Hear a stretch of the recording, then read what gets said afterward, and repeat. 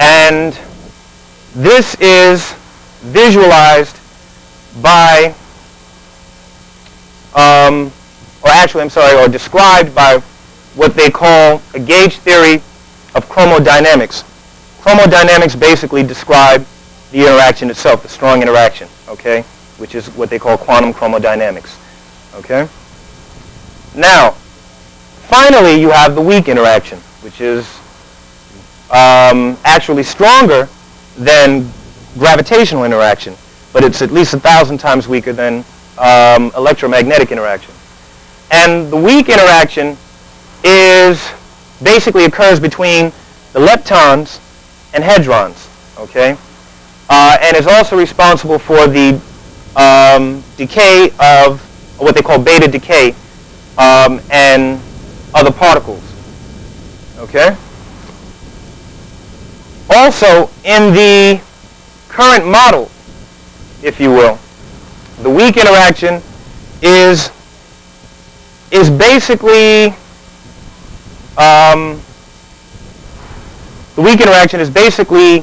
seen or visualized as a force, okay, that is mediated by a virtual exchange of particles, okay, which are then mediated by what they call intermediate vector bosons, okay, which of course are another form or another set of subatomic particles, okay. Now, the reason why I went through that in each one of the particles is because one decays into the other, okay, which gets into the decomposition of particles, all right? And the decomposition basically is transforming or spontaneous transformation of one particle into another, okay? Like you have a radioactive nuclei that transforms into a daughter nuclei, which may or may not be radioactive per se, okay, because it has emissions of photons, all right? Now, the other thing here is that, for example, let me just give you, I guess I can erase this part.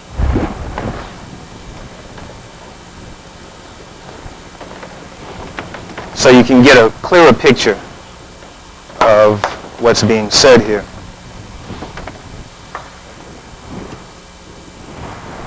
All right?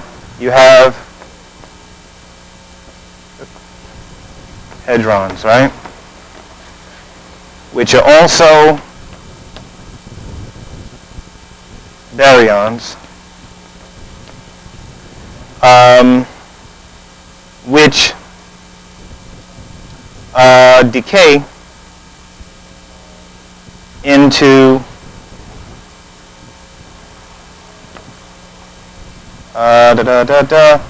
which decay into mesons. Okay, and the mesons carry three quarks. Okay. Okay. Contain three quarks. Now, this decays into leptons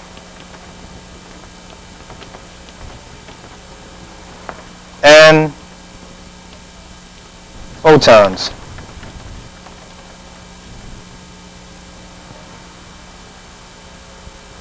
I'm sorry, I just got like an inspiration. It's like, because check this out. This is actually going to take us back to the Merlin thing. Straight up. It's going to take us back to the Merlin thing. Okay. Now, the mesons, as I said, decay into leptons and photons. And if I'm going too fast at any point, just let me know. Yeah. Mm-hmm. The nucleon? Okay. The nucleon is basically the particle, if you will, for lack of a better term. It's a poor choice of words. But it is the particle that holds most of these together. Okay? Exactly. All right? But then I'm going to go past that, okay? But anyway, you have the leptons and the photons, and they decay, or actually leptons, photons, or they're also referred to, or sometimes referred to as proton pairs, okay? Which the proton pairs carry, proton pairs carry a quark and an antiquark.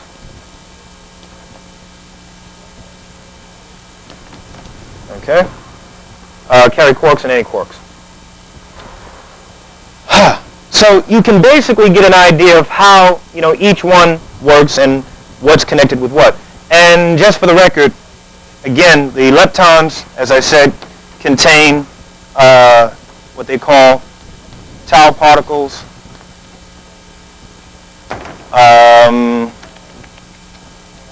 Neutrinos,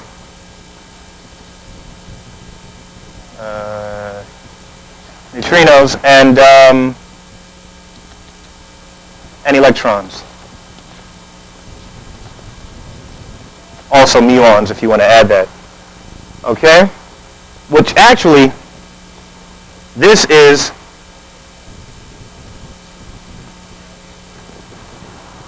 the true science of the tau.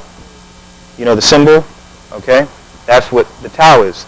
Deals with, particle physics. Okay? Mm-hmm. Is this all about alchemy? Of sorts, it does deal with that, sort of in an indirect way, okay? In an indirect way, okay? But there is a connection, okay? So you're not wrong at all, okay? I'm sorry, you had, okay, all right. Okay, so, which, by the way, just for the record, what do they call people who are considered to be insignificant when referring to, or how the elite might refer to the public or the masses? Very good, which is another subatomic particle. So actually, when they call you a pion or refer to you as a pion, it is quite significant because nothing else could be what it is without the pion. Okay? So, we're just putting things into their proper perspective. Okay, so then the pion is also pi, which actually, contact. Resistance is futile. Contact, which was the movie, I'm kind of jumping just for a minute, but I'm going back.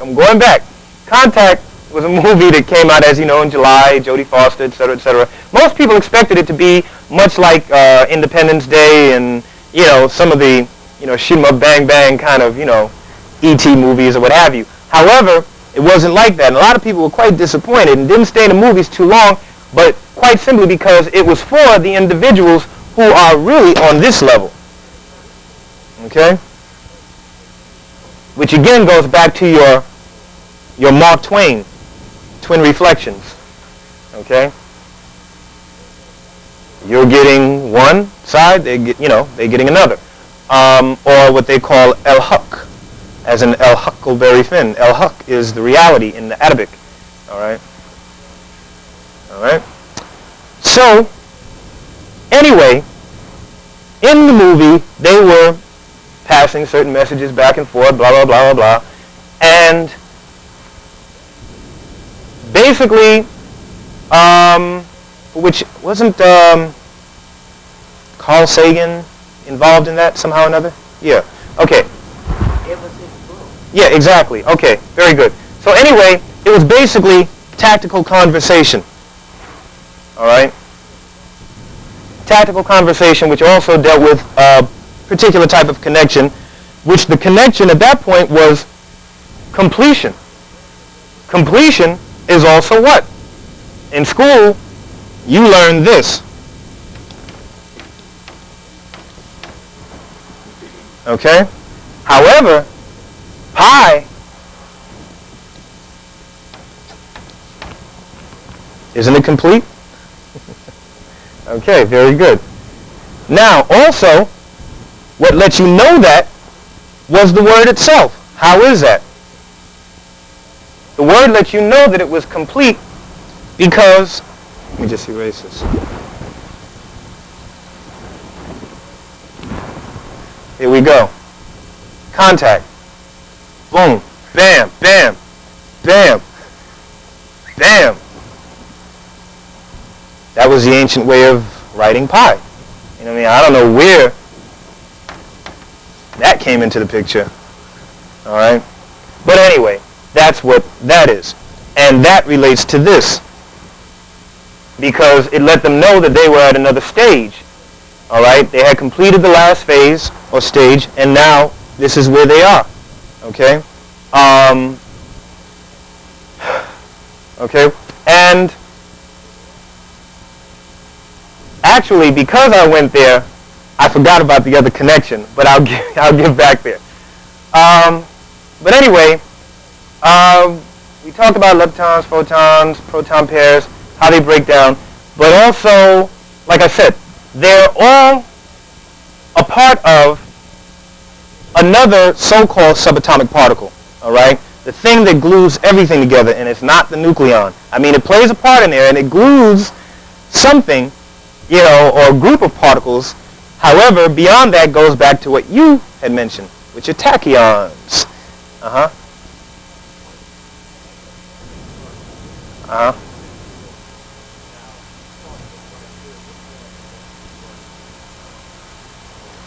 I'm getting to that. Well, actually, just for you right now, I'll go there. Okay? Now, the first one, as we said, goes from the weakest to the strongest. The weakest is gravitational, right? I'll just write G. And then next, we have what? From gravitational, we have the weak interaction, right? Then we have electromagnetic interaction. Then we have strong interaction. There you go. Okay? Very good. What was I saying right before that? Oh, yes, tachyons, yes. Forgive me. I'm just out there, kind of. But anyway, yeah, so we have tachyons, which actually are considered to be the glue of the universe. They hold everything together. Why is that? Because even that you're dealing with subatomic particles, like hadrons, mesons, leptons, muons, blah, blah, blah, blah, blah, blah, okay? And, of course, quarks, right, and antiquarks, which actually, they're held together by gluons, okay, which are, they're considered to be massless particles because of the fact that they don't really have any charge. And the gluons are generally and sometimes described within a diagram called the Feynman diagram, all right, which kind of looks something like this. And then you have the squiggly lines in between, which actually are the exchange of photons, all right? And then on each side, you have the disbursement of electrons, okay? So, anyway, God damn, what was I saying? I'm sorry, I just like totally just went out. But, oh, tachyons, thank you. But the tachyons, as I said, basically hold everything together. They're considered to be the glue of the universe. And they pass through and can pass through any kind of matter, okay? Fields, matter, etc. Okay, whereas the other particles can't, okay? And this goes back to this, all right? Why is that? Because you have, I got to write this somewhere else. I'm going to erase a lot of this. Is that cool? Okay. Not that you could really make out what it was because it's like all kind of crammed together, but anyway. Okay. Okay, goes back to that, which of course takes you into dun, da, da, da, da, your pyramids, right? Okay, and of course, you know, you have the one underneath that. Okay, so you have within the pyramid, you have this. What is this supposed to be? Yeah, what is it supposed to be? Anyway, it is the yes, it is the, I erased it, it was up here, but it represents the, okay, or your wand again. Well, Brother Man's gone, but anyway, yeah, that was really for him because I know he's like into the wand thing. But anyway, that's what it represents. Why is that? Because the staff of Tahuti, or Tahuti, or Thoth, or Thoth, you have to forgive me because, you know, I love to play with words. So anyway, that's what it represents, okay? Then it also deals with, or more specifically deals with, the degree of light in the pyramid, which also represents the degree of light within the body, okay? Now, at each end, you have, which they're spirals of sorts, yes. Yeah, I guess you could say they're spirals. But they're also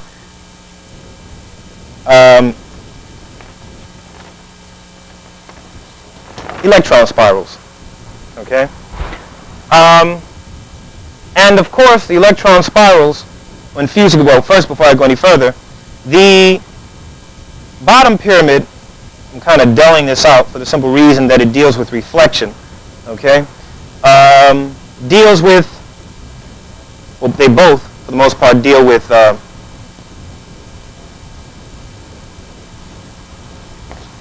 ionization, right? Why am I writing with this one? Okay. Deal with ionization. And, which we're going to get into that in a minute. That's going to be really, really interesting. Okay, they both deal with ionization. And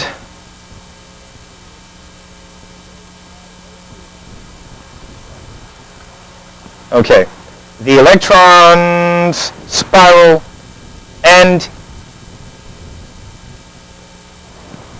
oh, yes. And which eventually, what happens is that when light is refocused, it kind of does this.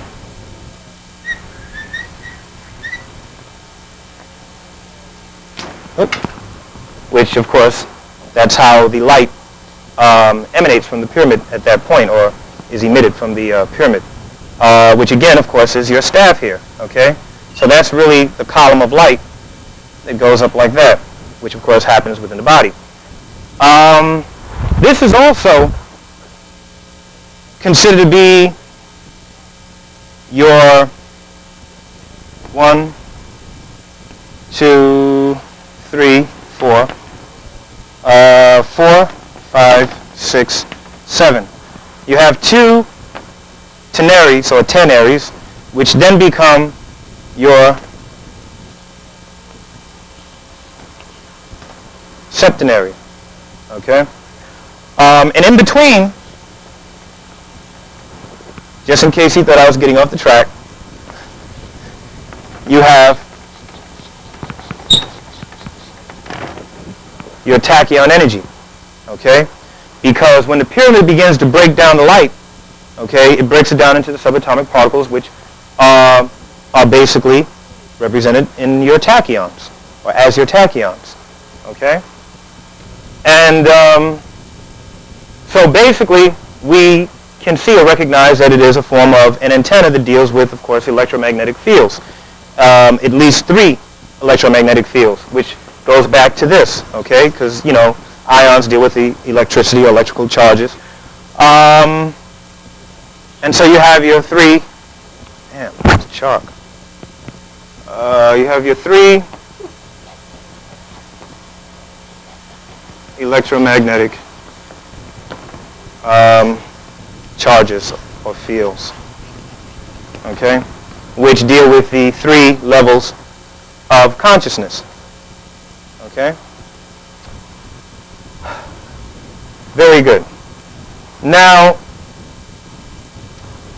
there was something else that I wanted to add to that, and it eludes me. But anyway, this is actually what the tachyon energy deals with, and what it does for the most part. Like I said, it basically glues or holds everything together. And also, just for the record, I know a lot of you have done a lot of research, and I know you're familiar with the Dogon of Mali. I know you're also familiar with the Hopi Native Americans, who were descendants. I'm sorry, the Dogon were descendants. Then, of course, you have the Nomos, or the Kachina, all right, that they pretty much learned most everything from. Okay? So, what is the connection here? The connection is that you're dealing with tachyon energy, but how so? I mean, what does that have to do with anything? How does it relate or connect with the Dogon? How does it connect with the Hopi Native Americans? It does in that this is what they understood. They understood the science of tachyon energy. And in understanding it, they understood that it moved at a certain rate with a group of angles, all right, getting back to geometry and what have you. However, all tachyon motion happens or moves at a 240-degree angle, okay? Now again, what is the connection with these ancient people? Connection is that they understood that in using or going with the motion of the tachyon energy, all right, and aligning themselves with it, that it moved, or that they could create, if you will,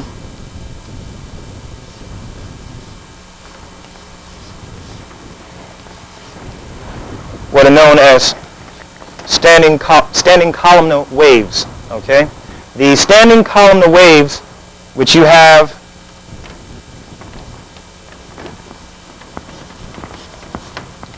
your insulators, and then you have what's considered to be the power.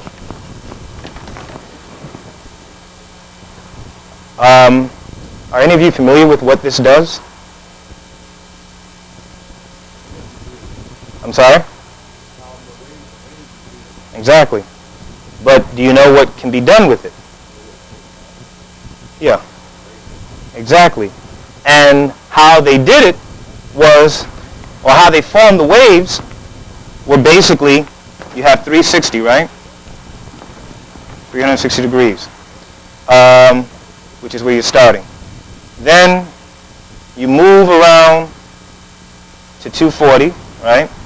Come back out, 120, back around, okay? There you go, all right? That is basically, well, part of or some of what the tachyon energy dealt with or deals with, okay? Okay, let me just erase this and get rid of this. Were there any questions thus far? Huh? Oh, okay. Huh? What? Oh, how do you spell? Oh, I'm sorry. Duh. Tachyon. Okay? Which is why you always hear, just for a moment, which is why you always hear, for those of you who watch Star Trek Voyager, you know, we got some tachyon emissions happening and so forth and so on. But anyway, what's your question?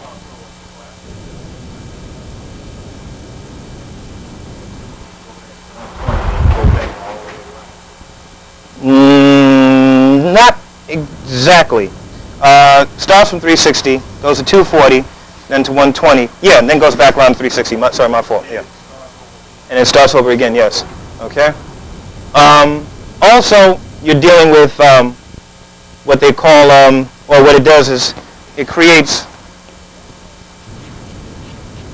polarity. Okay? And it polarizes the left and right hemispheres of the brain.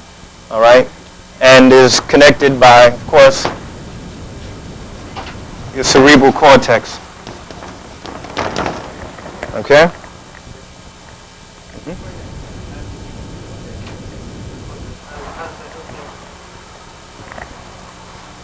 No, I said that basically what it does is create polarity. All right?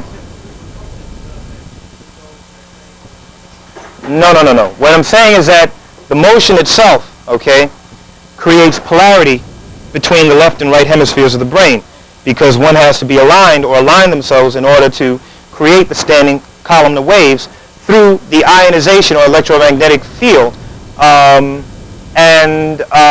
which of course creates the tachyon motion, or rather moves with the tachyon motion. And in its polarization, what happens is that in creating the polarization, it is then connected by the cerebral cortex, because you have the left and right hemisphere, which is connected by the cerebral cortex, right?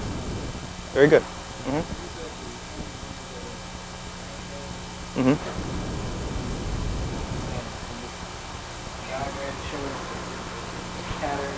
Yeah, poor diagram, yes, but nonetheless. Yeah, basically, yeah, that was the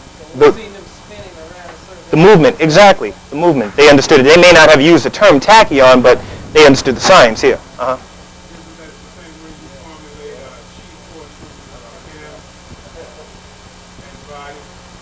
Very good.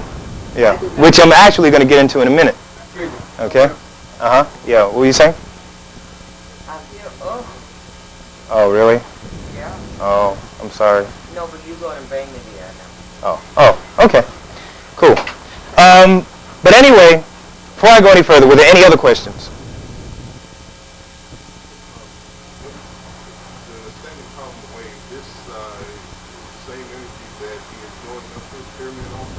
Yes. But more importantly, this was the whole reason why we go through what they call the mukara, all right, which is the pilgrimage around the pyramid, okay?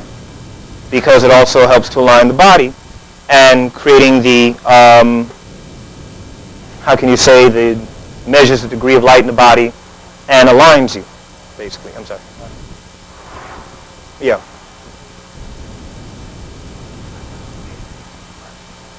Oh, well, if there's one more.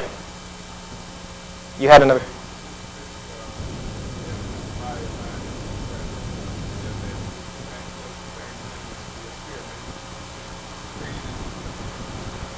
To some degree. All right? Yeah. This is what I've come to so far. I understand that we must worry about the electromagnetic field that we're going to be bombarded with in not too long a distance. And in order to be able to survive that kind of situation, we must be able to control the light that goes into the body and the way that our brain is functioning at doing that time. Very good. And all of this, what you just told us, explain to us technically how to get to that point. Very good. That's the whole, exactly. That's the whole reason why I went through the interaction, the particular fundamental interactions, what they do, how they work within the universe, how they work, more importantly, within the body. You see what I'm saying? The end of the statement, listening to a lot of people who say that we don't know what's going on right now, they have decided there's different places on the face of the earth in which they will, if they're there, they can survive. Yeah, but they're fooling themselves. They're fooling themselves. Well, a lot of them are living in certain places because they think because the magnetic field is so low until it won't hurt them. Yeah, well, see, that's the operative phrase, think.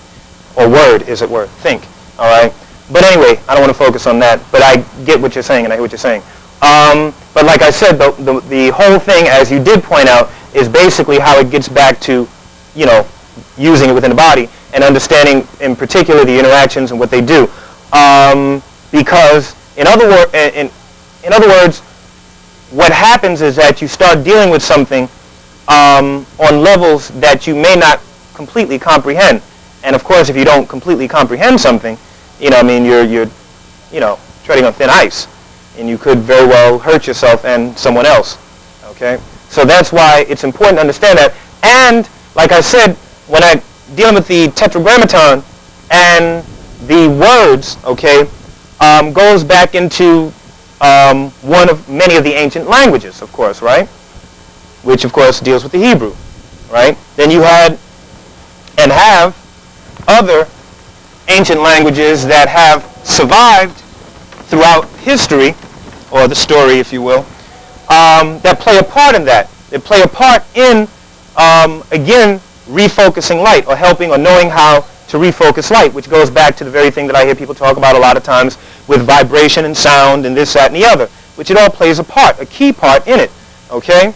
And it is those sounds, all right, for example, when we deal with the Tetragrammaton, or what they call the Yahweh, or the Yahuwah, or, Yad-Evaye, or whatever, however you want to pronounce it, okay, that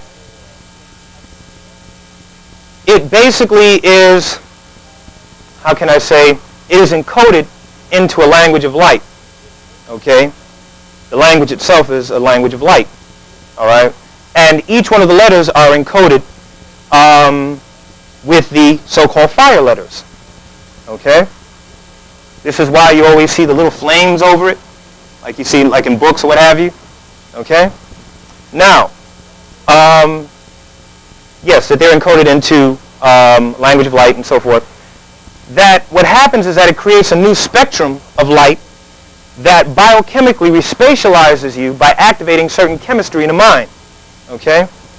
That enables you to participate on the many planes of the wand. All right? Or is that word again? Okay? Now, in order to better understand this, because you hear we're mentioning all this stuff about light this, light that, light the other, and where its connection is with the particular interactions, is that it happens or works in steps, okay? Because light is broken down into photons, what they call photons, right? So it happens in steps, all right? That is, they are reinforced by the same frequencies that modulate mental energy into physical energy, okay? So, for example, when you use the word, all right, or know how to use the word, because there were only a certain group of people that knew the sound, all right? But anyway, when you know how to use the word, or the letters of light, so to say, what happens is that this goes back to the lexagramming or helixogramming that we talked about in the very beginning, because the whole purpose of decoding and unscrambling the stuff is not to say, oh, yo, I just cracked the code. It's not about that. You know what I mean? What it is that it actually works in a way in which that once you've cracked the code, so to say, or you've gone through the series of combinations to come up with the ultimate combination, or cracking the combination, then what happens is that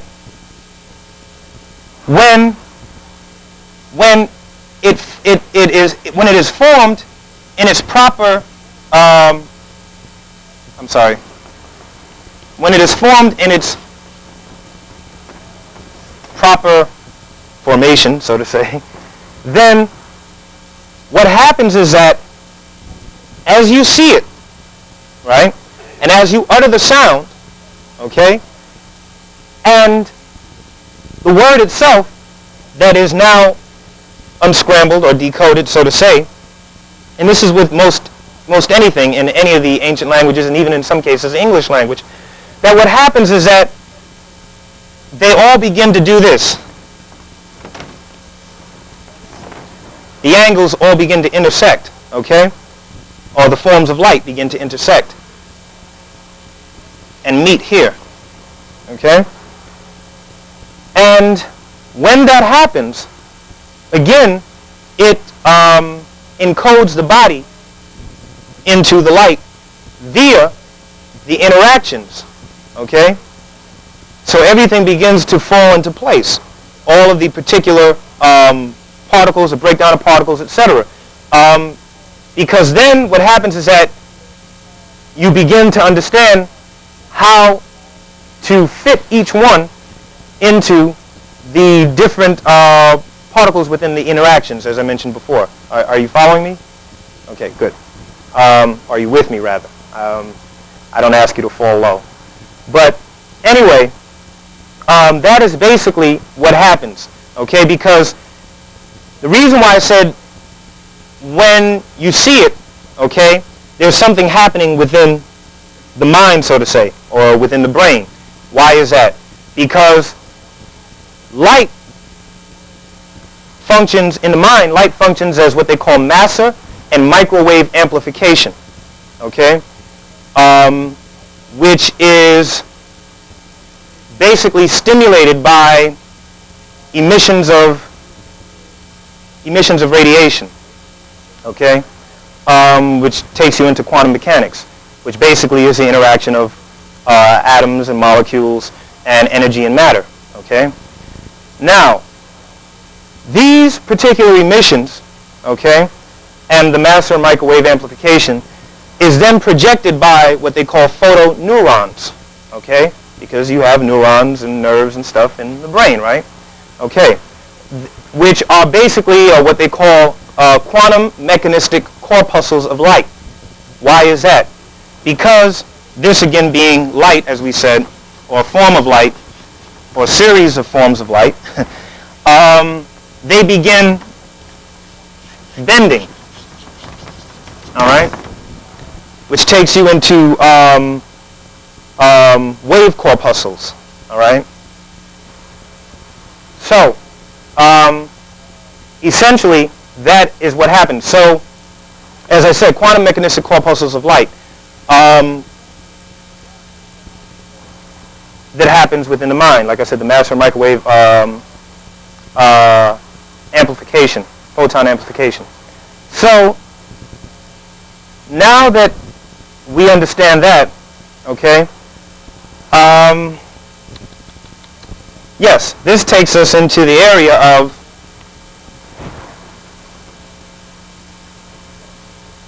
back to, as you know, as I said before, the tarot and the interactions. Now, this is the connection between those particular interactions and something that's a little more practical, okay? Which takes you into the area of Qigong, Tai Chi, or Tai Chi Quan. Why is that? Because, badam, right? You have from the Niwan, okay, to the Legong, right, or Lahgong, to the middle Tachyons, or the Tachyons area, okay, which actually is where you sync the Qi, all right, or when you begin moving the Qi, the mind and the Qi together, all right, this is actually starting to fit now, right, or becoming a little more practical, all right. Then from there, it moves down, okay, to the Ying Len Quan, all right, which actually I'm going back and forth between Qigong and Tai Chi. So the terminology that I'm using is a cross between the two, okay? But to the Ying Len Quan, which of course are the knees, from there it goes down to the heels, and the Yang Quan, which is the ball of the foot, and then it moves up to the Wei Lu area, the spine, all right, after it passes or goes past the Hun Ying, which is basically between the genitalia and the anus, right? Then it moves up the Wei Lu, all right, which is the coccyx. Then it moves to the Ming Meng, right? Then it moves from there. The Qi moves from there to what they call the Chai Chi area, which is between the shoulder blades. Then from there it moves to the Yung Cheng, which is near the occipital bone, the medulla oblongata. Then moves from there back to the Niwan, or the Bahi, right? Now, when you start in Qigong, so better still, so you can see the connection, right? As I said, this is the Niwan, right? And, as I said, the Tachyons, Then from there, right, I'll bypass some of the others in between, but from there to the Yongquan area, right, to the Wei-Lu. Why am I writing with this stuff like I don't have any chalk here? To the Wei-Lu area, okay. Then from there to the Ming-Meng. Damn. From there to, as I said, what they call the Jia-Chi, or some spell it differently depending on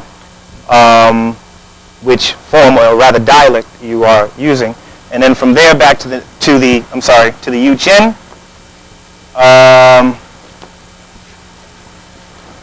then back to the Niwan, all right, which happens in a circular motion, all right, which the form itself, Tai Chi, whichever form that you're using, Tai Chi on a whole is basically a circle or cyclical, continuous, spherical form, okay?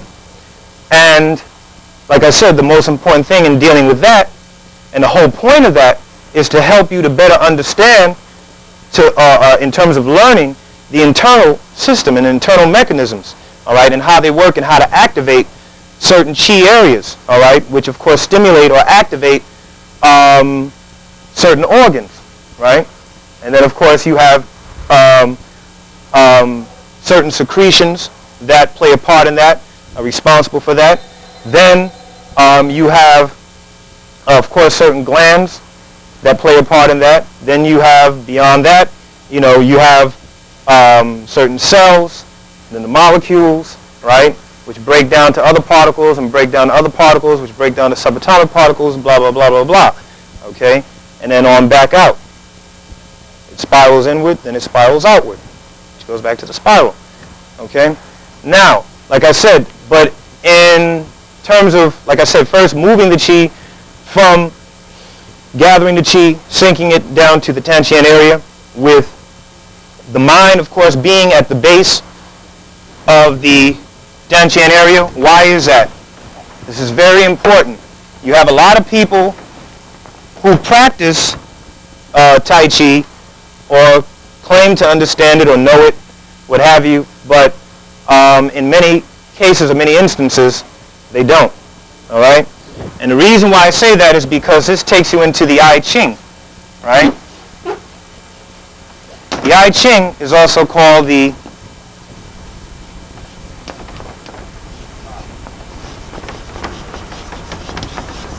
Book of Changes, right? Now, within the Book of Changes, you notice all of these little lines and dots, and it's almost like Morse code or something, for lack of a better term. But anyway, you have 63rd hexagram. And the 63rd hexagram looks something like this.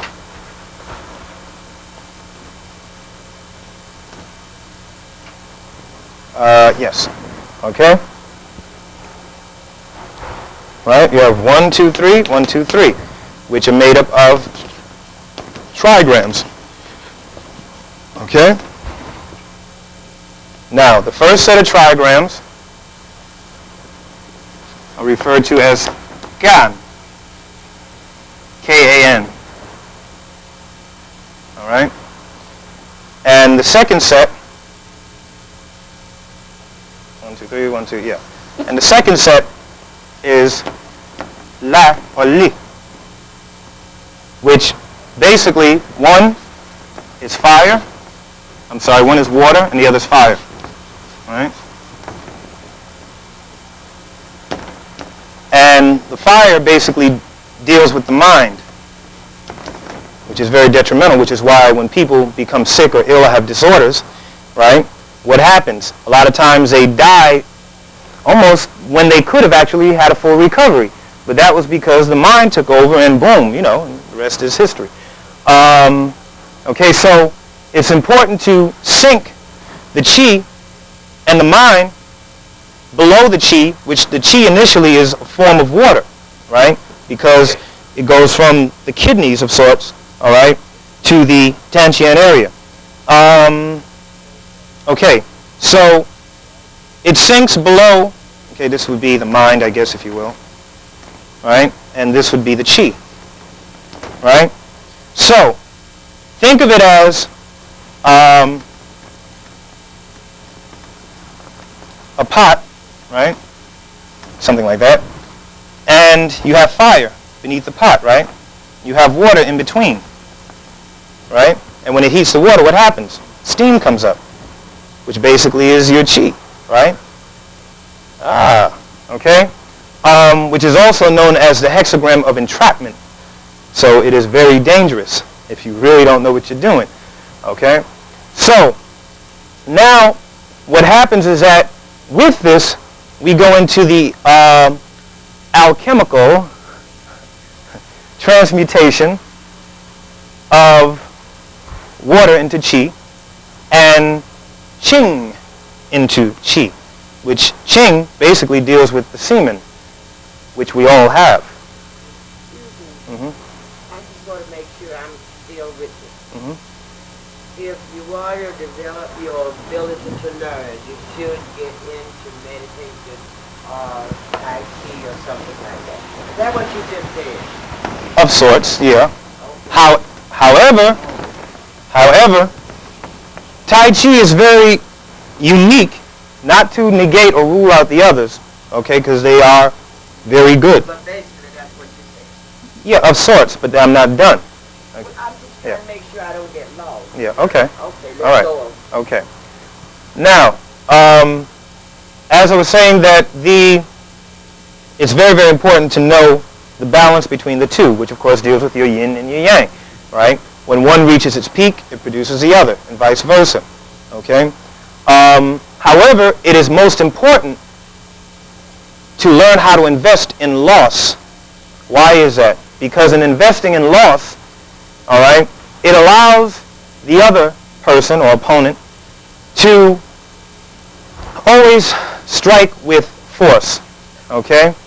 And that we're dealing with the round form or the spherical form, which emulates the great ultimate, which is the universe, okay, which is a sphere in and of itself, okay, that could not be supported by chi if it were not round or did not have the round form, okay? So again, it is extremely important to understand the concept of investing in loss, okay?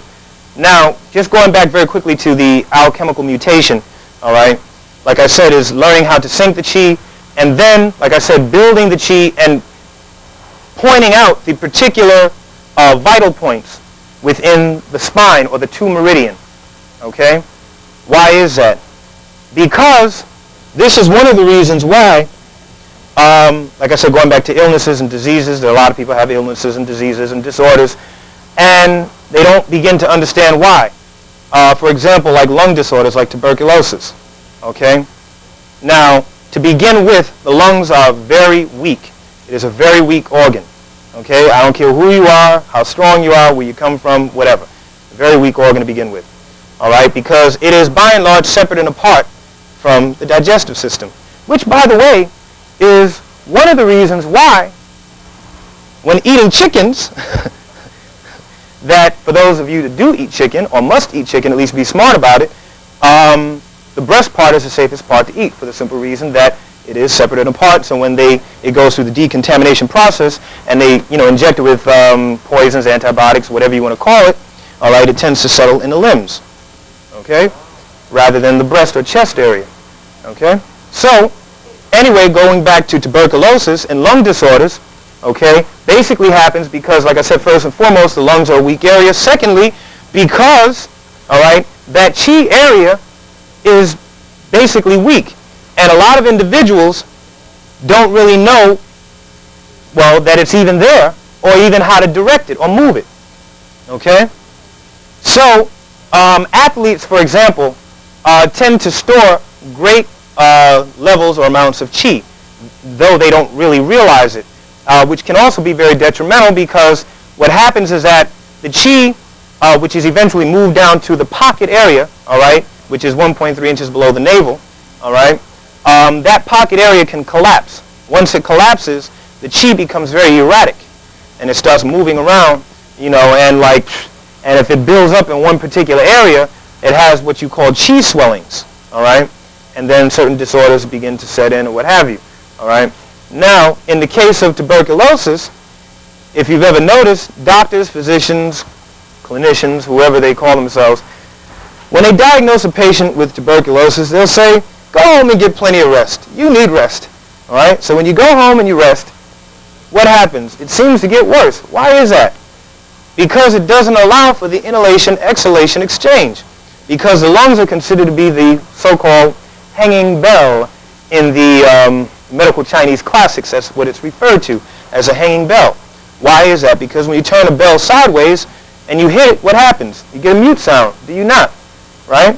So now when this happens, eventually it will cause problems within the two meridian or the spine because each one of the organs are attached to the spine. Right? Very good. So now what happens is that eventually you'll start to have deficiencies or decline in the two meridian, particularly the kidneys, all right, which goes back to Kan, dealing with water, all right, because it travels downward, okay? Now, once that happens, rest assured that you will begin to have problems in the spleen area, okay? This is why it's important to develop and cultivate, if you will, the chi area, particularly near the kidneys, all right, because then it will, in succession, begin building in the other areas like the spleen, which is considered to be the mother of the lungs because it nourishes the lungs. All right? The kidneys are considered to be the root because the kidneys send or convey vital fluids to the kidneys. Okay? So now what happens is that, like I said, you're developing these chi areas in the kidneys and in the lungs. And once this happens, you know, of course, the lungs are strengthened, and the possibility of any kind of illness or disorder, as it were, in that area is very slim to none, okay? As a matter of fact, because of this, I know of cases personally where individuals were diagnosed as having tuberculosis in its tertiary stage, okay, have full recovery, all right, as well as other disorders and diseases. All right. Basically, by developing the chi or learning how to move the chi, and like I said, the alchemical transmutation of turning chi, water into chi and qing into chi, like I said, which is basically dealing with semen, which goes back to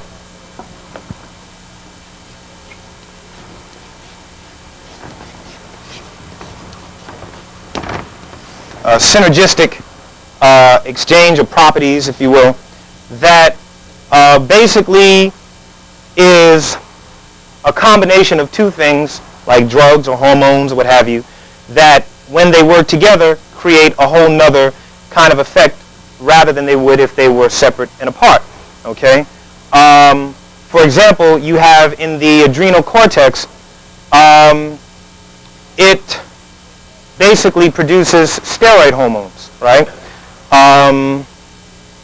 I'm sorry, the adrenal cortex, the testes, the ovaries, okay, placenta, produce, as I said, these particular steroid hormones, which are then, well, for the simple reason that the biosynthetic pathways are very similar in both the testes and the ovaries, okay, which are regulated by what they call triiodothyronine, okay, which regulates testosterone and is a precursor for estrogen, okay? Now, which that in and of itself tells you that each one contains a little bit of the other, okay? So, now that we understand that, this goes back to the semen thing, all right? And so we're talking about changing semen into chi, right? Then we're talking about changing chi into spirit, and spirit into emptiness or back to nothingness or what have you, or whatever the term you want to use. All right, so there are various different stages of developing chi.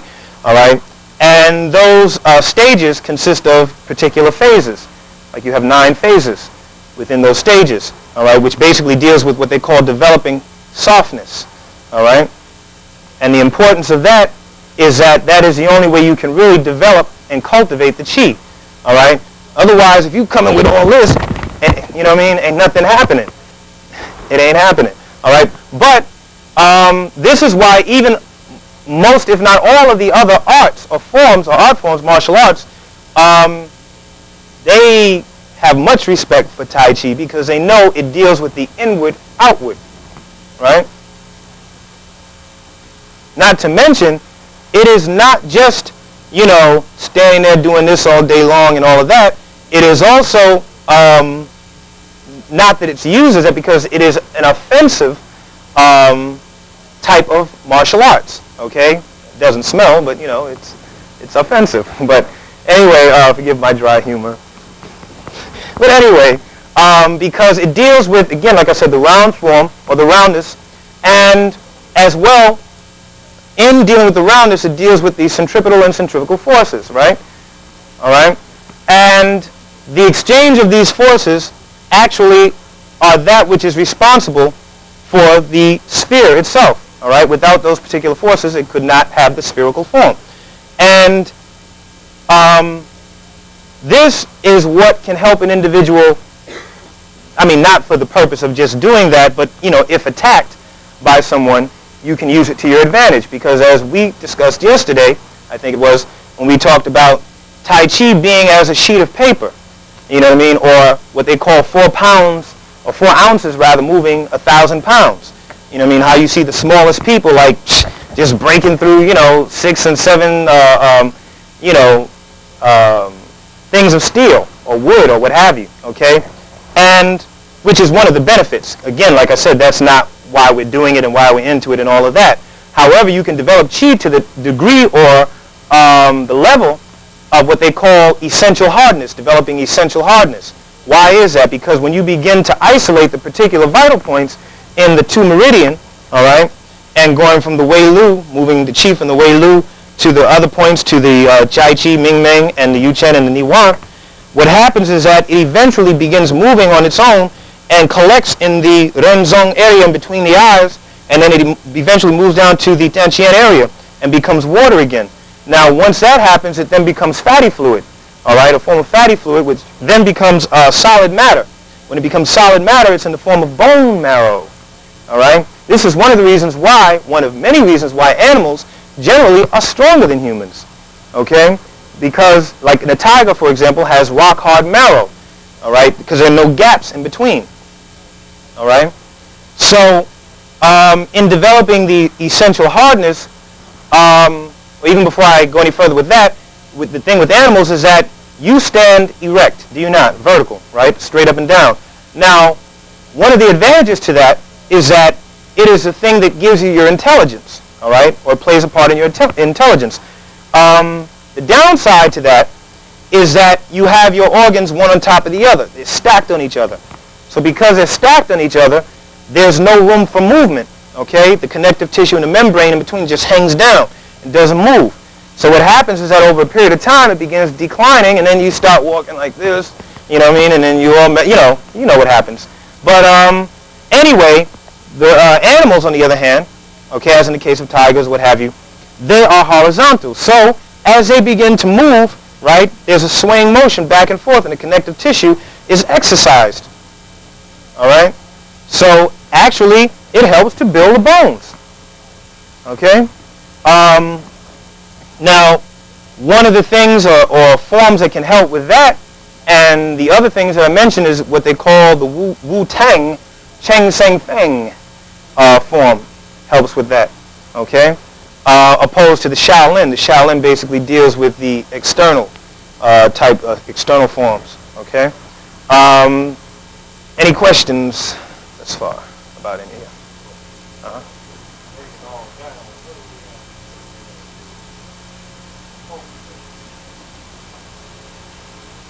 To cultivate the Tai Chi, basically, like I said, is basically learning simply how to concentrate, right?